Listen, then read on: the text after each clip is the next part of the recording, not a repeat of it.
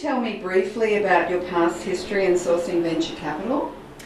Sure. So Empower is the second startup that I've co-founded, although I was involved with several other startups before that, and I have worked in venture capital and private equity as well prior to starting these companies. So the company before this one, a company called Chirp, actually was seed funded by the venture firm that I'd worked for just prior to founding Chirp. Wow. Which was great from a ease of financing standpoint. Probably in retrospect, not the best thing for the company because it gave us, I think, a sense that we probably solved more of the problems and the key risk factors in the company before we had actually done so. So creating like a bubble in I mean, very small. It was still just a seed round, but yeah. in our own minds, we probably ramped up, from a cost standpoint too quickly, Right. and then later found out that our basically customer acquisition strategy, our virality strategy, just wasn't working. Right. And so when we didn't have enough traction, we ended up just shutting it down. Right. Finding a home for the team and some of the assets, but so it was a exciting but somewhat rough ride. Yes. Painful. Yeah, but again, I empathise with that. yes, but definitely learned a lot of great lessons out of doing it. I bet. And having your feet in both worlds, I mean, that must be just amazing, really. I think it definitely experience. helps. It definitely helps provide a sense of what's going on the other side of the table. Yes. I haven't always been able to figure out how to use that to, change what's going on the other side of the table as an entrepreneur. Okay. But I think it definitely helps in knowing what different communications or lack of communication back from an investor means when you're going through the process. Right. And so, are there any personal lessons as a woman? Because again, you're in a fascinating setup, having your feet in both worlds. And also you're a woman, so, you're sort of like a heroine for a lot of us in that way. Well, I hope to have some more success and be worthy of that kind of description. I think a lot of the advice, I think, is same for both genders. And yes. One of the biggest things is just having a thick skin, I think, to okay. go through the fundraising process and in general, just, being part of a founding team of a startup. Right. And I think that's probably particularly important for women just because if you didn't, a lot of the things just, if you go back and look at how boys and girls grow up, boys more likely to play sports, do things where you have to keep going out and failing but trying again. Yes. And I don't think that women are any naturally less good at doing that, but we may have had less experience doing it. So just recognizing that it takes a lot of no's to get into a yes in almost any sales cycle. Sometimes you get lucky, things happen quickly. Yes. But that you're going to have to keep taking this feedback yes. And figuring out if it's relevant. Sometimes yes. it's good feedback, sometimes it's not, and incorporating that into your thinking and your process, and whether it's specifically to your pitch or more broadly into the way that you're running your business. Yes. Take this whole thing as a learning experience, and in a lot of cases, just don't take things too personally. Right. Thank you. That's really good advice. What attitudes towards you being female have you noted from venture capitalists when you've been sourcing venture? And I guess I could add, and when you're sitting on the other side of the table as well, is there any attitudes or biases that you've noticed? I think there is a bit of you walk in with a little bit of a credibility gap. Okay. And I think that really just comes from, anyone who walks in who doesn't look just like everybody else who walked in faces this. So it's okay. not always just a gender thing, okay. et cetera, et cetera. That being said, I think it's, in most cases, and most of the people I've talked to, it's very surmountable. And so Great. coming in with, I happen to have a technical background, that absolutely helps. Good schools, I have, the right kinds of networks, knowing people in common, all those pieces can help you, get over that gap and then hopefully get, far beyond it to the point where they're interested in working with you. Right. But I would say that that's probably there. Flip side of being female is you're probably more likely to be remembered because you don't look for the flip side of that coin for anything that makes you look different. Yes. Is that you stand out a bit more for sure. And if you can use that to your advantage, then potentially that can end up working. It's a bit like my name. Everyone remembers it after exactly. I do that. That's Memo with a P. Yes. That's good that you've got to be credible and have a good service or business to offer. I mean, that's always the well. case. Yeah. Absolutely. Yeah. But it's also a personal relationship, ideally, that you're building with the person on the other side of the table. Yes. I mean, these are the investor and CEO relationship is one where you're likely to be together for several years. Yes. It's not just sending information back and forth kind of thing. Exactly. You're both going to learn more from the process if you know how to communicate together and can share constructive feedback or criticism in both directions, be able to share bad news, good news, celebrate good news. These things all work much better when you can build that connection with the other person, and that's why I think showing that being female, showing that other person that you can build that same kind of relationship, yes. even though that person probably has many fewer business relationships of that type with people like you. You just have to get them over that hurdle. And that's a good point you brought up, because if we're going to generalise, women often are much better at relating, per se.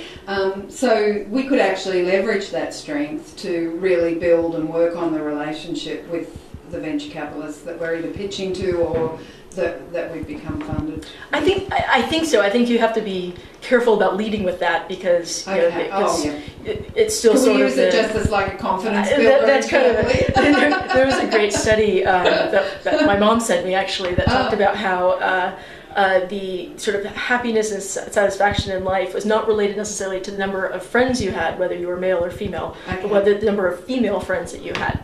And so for both men and women, they find that women are better people to have. This is kind of jumping to conclusions from the study, but it looked like that was a big, the number of female relationships you had was a big indicator of sort of how kind of comfortable and how much satisfaction you felt with your life. Fantastic. Because I think there is something about that, but it also has to be a business relationship, and again, going back to being able to share, go through tough situations and discuss, hard decisions and be able to execute on those and know that everyone's going to be able to handle that. And so having some real relationship skills, not just relating per se. Yeah, I think both are key. Fantastic, fantastic. That's really great advice. So, what qualities do you think women entrepreneurs need specifically for sourcing venture? You have mentioned the thick skin and being able to communicate and relate, whether it's bad or good news. Is there anything else that you see that is good to have in our toolbox? I mean, this is one where it's sort of the same. I think it's very similar to regardless of your gender. I think obviously having a good business idea is a big part of it. Going after a big market, building a great team. I mean, it doesn't have to be. You don't have to have found everybody that you need, but finding a couple people who are absolutely amazing and are for whatever it is that you're trying to build. Yes. To support you in building that business. Yes. Is super important. And then being able to figure out how to communicate the opportunity that you see in language that an investor understands, because they tend to have their own language and kind of their own terminology, and that varies, as I'm learning, by sector, by type of investor. Yes. But understanding that and being able to translate, because the story you tell to your potential customers may be very different than the story you have to tell to investors, even though you're describing essentially the same thing. Yes, that's a really good point. In your opinion, what percentage of women would then qualify as regards having these qualities, and can they be developed? And if so, what are your ideas about how this could happen? Because as you know, there is a shortfall in funding for women. I think quotes between 5 and 8% of all venture goes to women. This is probably might touch on a bunch of other issues I think that kind of play into this. There are fewer. So what I don't know off of the numbers that I've seen is there are fewer women pitching, and then the same number of women that pitch actually get funded as men. It's just there are so many fewer going into the funnel to begin with. Okay. I think that certainly is part of it. I don't know if that accounts for everything. And then your question becomes, why are so few women actually starting companies? I would certainly say, just from the venture experiences I've had, there are a lot fewer women pitching. So maybe about the same number get funded, but then how do we increase that number? Because I think there is a missed opportunity here. And I think there's a couple of things playing out, especially in consumer internet and some of these companies. Yep. The average entrepreneurs range from sort of right out of college for maybe up to 10, 15 years past that. And this is this is something I've been thinking about a little bit. You know, my current startup is in mental health services, so I actually read a lot of psychology, a lot of cognitive science. I'm fascinated by evolutionary biology, and when you look at that and how that factors into the basic demographics of those who might start companies. When you look at the audience right out of college, I actually don't think that's necessarily a great time to start companies. Obviously, some marvelous exceptions exist for people who started companies right out of college and built them into something big. I know of a lot more stories, though, of folks for whom that was a very interesting experience, but didn't necessarily bring them a lot of success. And those are mostly male, and I think that's because if you look at, again, going back to sort of evolutionary biology, men are generally more willing to take risks. Now, is that actually something you want as an investor looking at an entrepreneur? I don't know. I think you want someone who knows how to calculate risks really well. Yes, and so, I don't think that just having someone who's a big risk taker as your entrepreneur is really necessarily what you want. But you look at who's starting companies from, say, ages 20 to 25. It's mostly men, because I think they're less afraid of what they don't know, and so you've suddenly got this. You've got a lot of people just willing to kind of jump on. Yeah. And but then I think as you get a little bit older, and I think actually sort of late 20s, early 30s, is probably a great time to start companies, because prior to having kind of family and other obligations, but you've got some work experience to actually to put into work, to having you're in a position to potentially see interesting opportunities in markets and such. And then you've got just the obvious logistics for if you're a female and you want to have children. This kind of cuts into that prime time, and that's really hard whether you're trying to be an entrepreneur or a lawyer, partner in a law firm, or really any kind of role where you're kind of on that timeline where that period is so important. And so I think that's why I think there's probably fewer women, and that potentially kind of filling the feeder in that demographic. And then I would imagine, I don't know, but it would be great to see if it kind of evens out after that, when you can, when some of those early,